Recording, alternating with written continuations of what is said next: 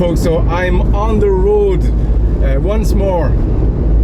I'm picking up not a new project, but about a dozen of new projects, parts. A friend of mine, we have a small group of arcade guys, and we kind of notify each other whenever something comes up, and whoever is closest, we'll grab stuff for everybody, that kind of way. And but there was a warehouse near him, and he recently just went to have a look at it. And while he was there, he was able to send us pictures of what was there. And so we tell him on WhatsApp, well, I'll take that, we'll take that. So I got a pile of stuff that I need to go and collect. He's sort of meeting me halfway-ish, which I really appreciate, because it's a good 3.5 hours to him, and then it's another probably 40 minutes to that other part. It's just a bad journey. The roads aren't great once we reach a certain part. So I'm meeting him an hour from his house, so I only have to drive about 2.5 hours, which is fine. So I'll show you all the parts that I got later. It's still going to be a long journey. We're still not used to driving long distances in Ireland. 2.5 is about as far as we want to go, and my coffee just fell. Thank God it was closed.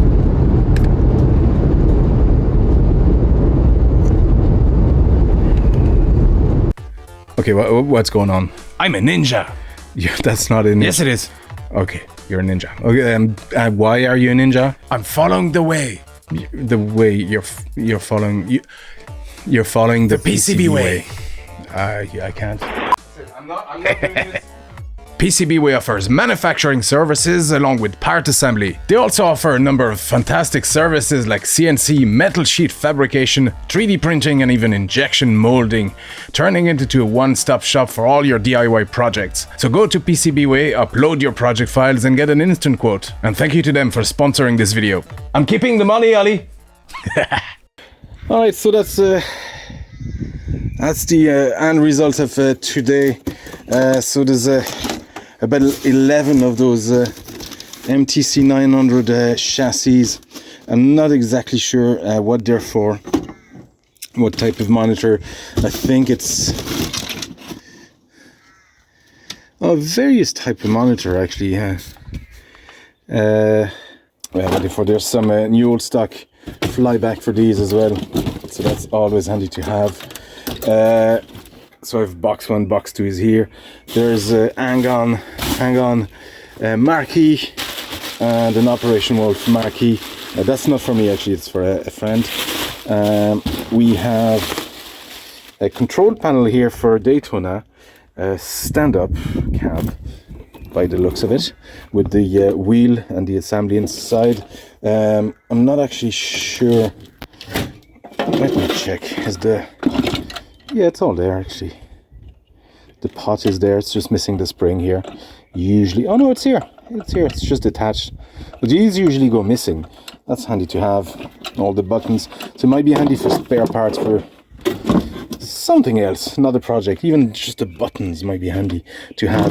And here we have an Atari style control panel with that sort of Atari joystick assembly and leaf switches, and I detached them, but I have one of the cone buttons. So it took me a while to figure out what this was from. It looks like it's from, there's no sign of the original art, so it looks like it's been stripped and resprayed, which is a shame. But it looks like this layout is either, I believe, either from a Pac-Mania or Galaga 88. And I have neither, but I remember seeing this when my friend was going through the warehouse, and he says, "Any of you want this? Doesn't look like it's worth much." And so, yeah, no, just grab it. I didn't realize exactly what it was, but I had a notion that it was somewhat interesting, worth salvaging. So yeah, all this chassis. There's also this. I wasn't sure what it was, and this is it's right here. This is a pole position wheel assembly, or at least the opto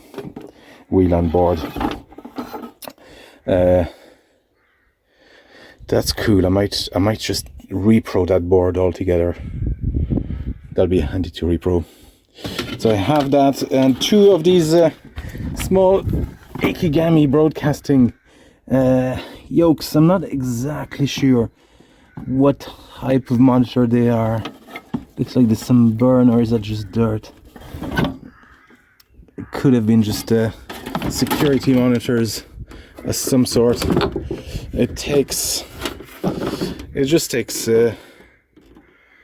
composite in, I believe. But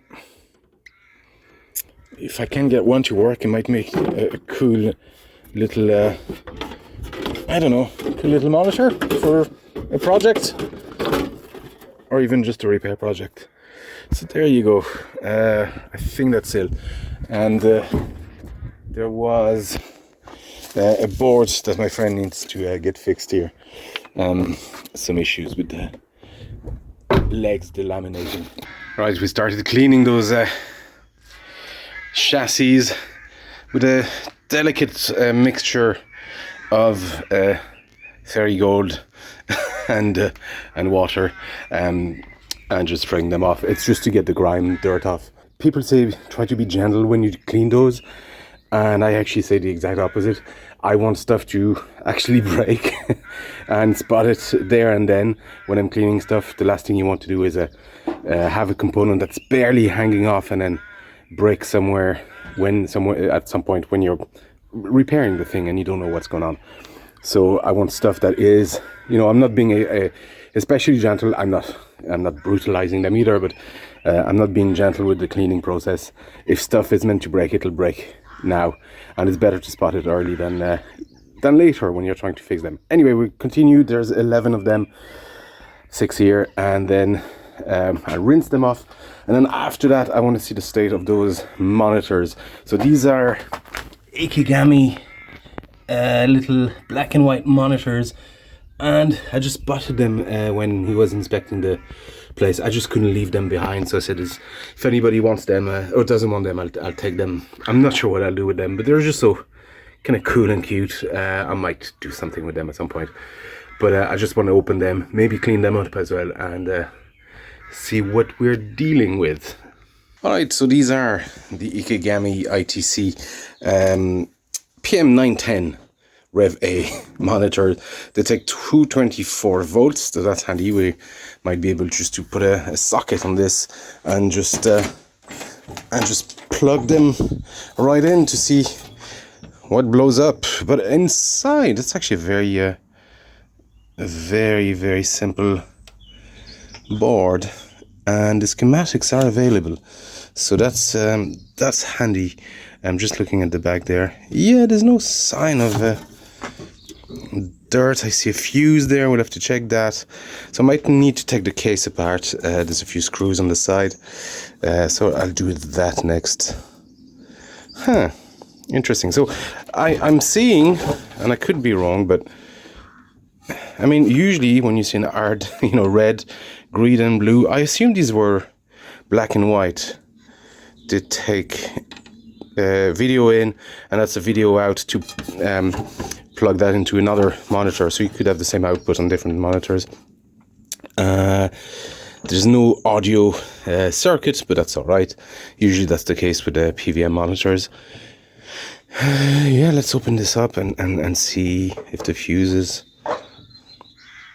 Okay, I might just put a socket and see if it powers on. Alright, so I have those two connected and it's powered on. So nothing happens, which I sort of expected. I remember reading briefly, very briefly, the manual, and there's a spot killer circuit in there.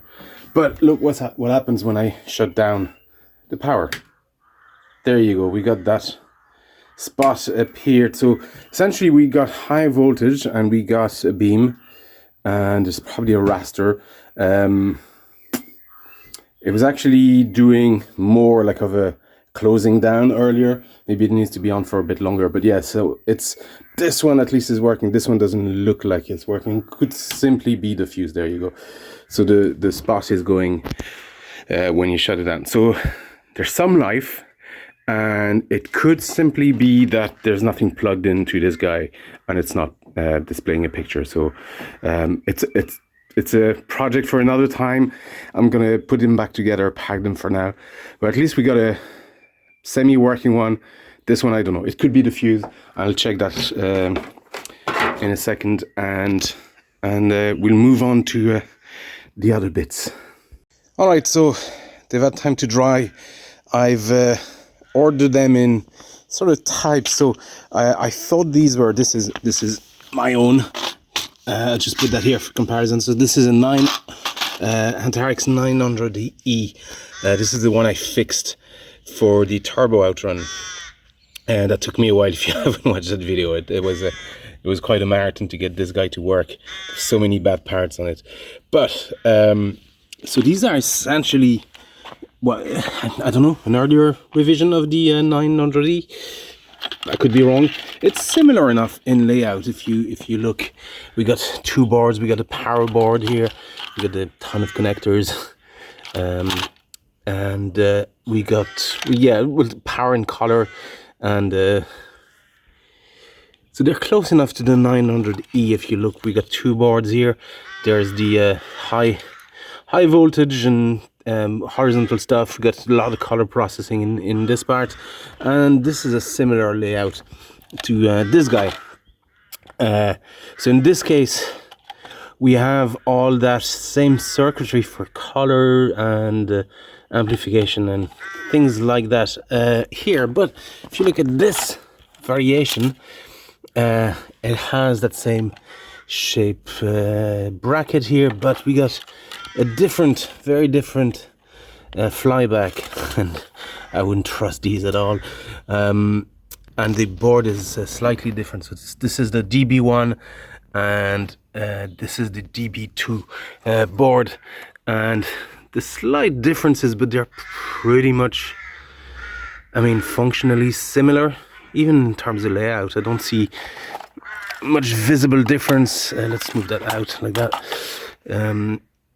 So yeah, so these six are of the same type. So by that I mean, or this, sorry, 7 are the same type. Same board for here and here. Some of them are stuff missing, but you know, this is whatever. So I think these are the connectors from the flyback. Am I correct here? To here. Although this was plugged in here. Let me see. No, it actually plugs in this connector here. Yeah, okay. Yeah. So that goes in this connector. So this is the first type I have. So we got the DB2 board and the 1S board here. And this one is slightly different. Oh yeah, the other difference is this. There's a big IC. Which one has one populated? None of them. But there's a big IC. Yeah, there you go. Here, Antarix, and it looks like a proprietary IC. This is actually a TDA 3510 or 3501. I'm not exactly sure. So that's the difference between this revision with the DB1 and 1S board, and this one has the PE board and PE2 board, which is similar to this guy. We got a PE board, PO6, and this is a DO4 actually, section. But so the difference between those two, essentially this board is the same. The difference is this board here, and it's that in 7 and IC we've all the passive components right here. Alright, and this is the second revision, and the difference between those two is well, they share, as far as I know, they share the SE board, but this is the DS3 board, and yeah, I haven't quite looked at all the difference. Look at this cap. Most of these caps are bad anyway.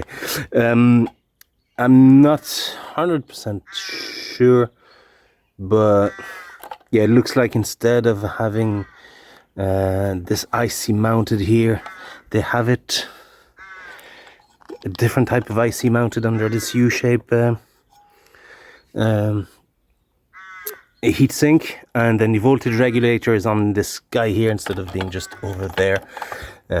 So that's really the main difference.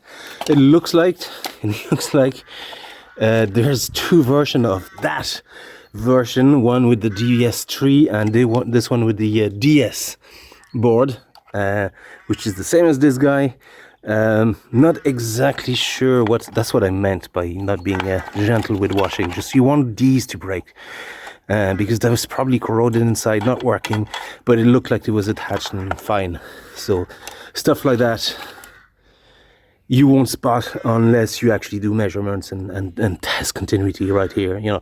And then it gets into a mess and nightmare. Just don't be too gentle cleaning them, and things like that will show themselves very obviously.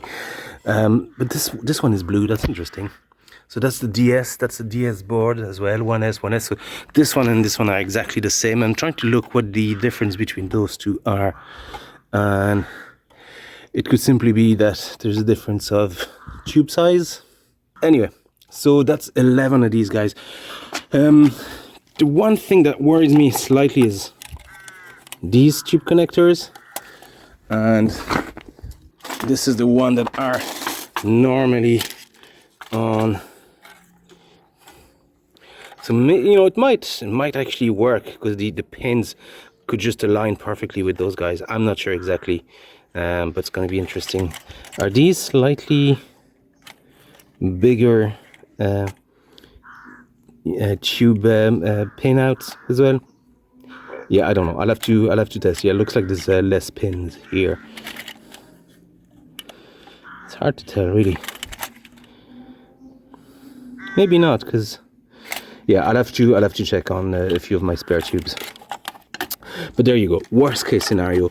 These are full of good parts. Even stuff like pots, which can be really hard to find and source if you're missing them, and transistors, and these guys are gold dust. They're getting hard to find when you're fixing these 900E. But I've never come across the 900 one, so it'll be interesting to see if I can get one working. Another thing I grabbed was this assembly, opto assembly for a pole position, and I don't have a pole position, but stuff like that is you spot parts, you have to take them, you know what I mean? So I have that here. I don't really need it, so if somebody has a use for it and is willing to swap for, I don't know, something else. I'm a sucker for any Outrun parts.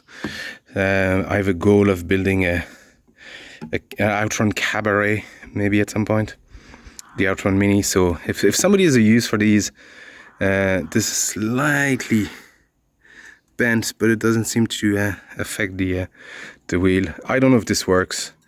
I might need to repro that before, but yeah, let me know.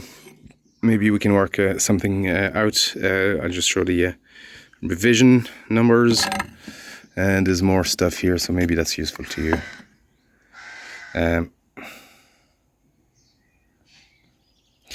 I have no plans really of owning a pole position, so that's of little use to me. So yeah, no, let me know if you have use for that, and maybe we can work something out.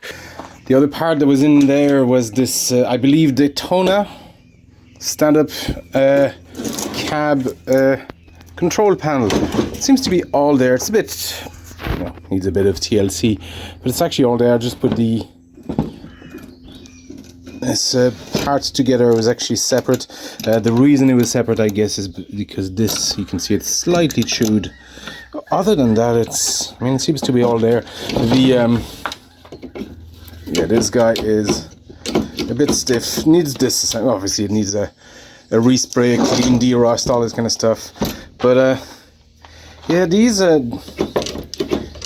getting harder to find. Actually, these shifters, and that's just a generic Sega type wheel assembly.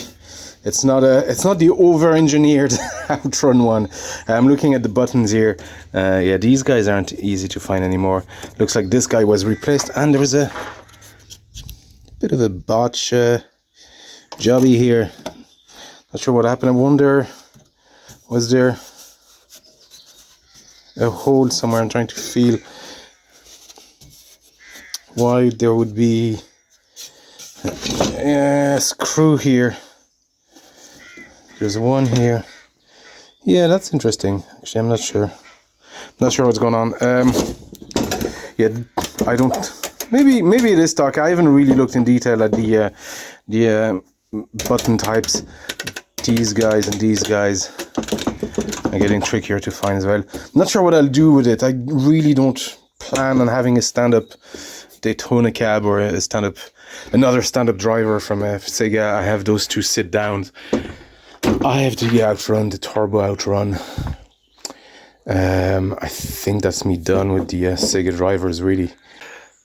The last part on this was this Atari control panel. It definitely looks like an Atari control panel, and indeed it has the Atari logo on the stick. This layout is either Galaga 88 or Pac-Mania, and it looks like it's been very, very poorly resprayed. It's kind of disgusting, but yeah, it needs to be stripped at some point. Those joysticks, at first I thought this was a Hall effect joystick. It certainly kind of looks like that, but not quite, because this is a micro switches, so I don't think that's it's one of those. But I know they made this version as well, but it's definitely the Atari stick on it. Leaf switches, I have a ton of these leaf switches as well, so I'm not going to keep them, I think. So yeah, I don't know if somebody has a need for those. This is definitely a trade fodder for me. I'm not going to keep this. Yeah, I've no interest in those Atari cabs. I know I have a Dig Dug, but that's about it. And other than that, yeah, I don't think I need any parts. There was the Atari cone buttons. There was one left, so I'm gonna keep that for my Arkanoid Dig Dug cab that has those good buttons. It's handy to have a spare, so they're not there. they're gone already.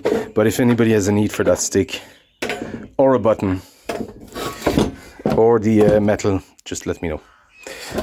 But cool find. Yeah. Oh yeah, I nearly forgot. There was this Hangon Marquee as well. That was in a lot. It looks a little bit faded, but it's something cool about it. I really like it. I was not exactly the biggest Hang-On fan, especially compared to Outrun. Super Hang-On for me was definitely better, more enjoyable. But there's something about this Marquee that I really like, so this is for myself. And I'm actually keeping this one for a friend of mine, although I wouldn't mind it for myself. To be honest, I'm a big Operation Wolf fan. It looks like it's laminating here. Yeah, I'm not sure what to do about this or what he'll have to do about it, but yeah, it's still a cool Marquee. Really cool art, and it's fairly thick. Yeah, it's just laminating here. Maybe a bit of glue, or just, I don't know. Yeah, maybe there's a way. Actually, if you know, it's not for me, but if you know a way to re-stick this to a piece of glass, yeah, it looks like it's fairly. It's this corner here, but I mean, if you put that on in a display box or something like that, it will do fine. Like, you could actually just put a piece behind, just to clamp it with a tape and put that in the box, a light box. Maybe that's this plan for it. This one is not for me. Maybe I'll get one at some point, but I'm glad I got the Hangon Marquee. Really like this. I really like the cabs as well. And I'd love either a Hang-On or Super Hang-On cab where I could put another Smarty Pie in it and just play either games plus other things. Maybe that's what I should aim for as a next project, a Hang-On cab. Yeah, I think that might be it. If I can find a project cab for Hang-On, maybe I'll aim for that. They're rare though. They're getting very rare to find. Anyway, there you go, folks. This is the haul for this time. Quite a cool few items. A few of them I don't really need, and I just grabbed them because they were sort of there, and I recognized what they were. So just hit me up if you need any of those. Even some of the monitor chassis, I'm gonna keep them for parts mostly. See if I can get one or two working. When I figure out what that tube connector is, it didn't look like it fitted any of my tubes, but there might be a bit of a kind of wriggling, or maybe get an adapter of sorts. Maybe there's something like that. If you know more about this, which is very likely, I don't know a lot about those tube sockets. Let me know what they are, and if these are compatible, or maybe I can get the neck board from another one. Anyway, folks, this was the haul for this time. A few cool items. Thank you for watching, and I'll see you next time.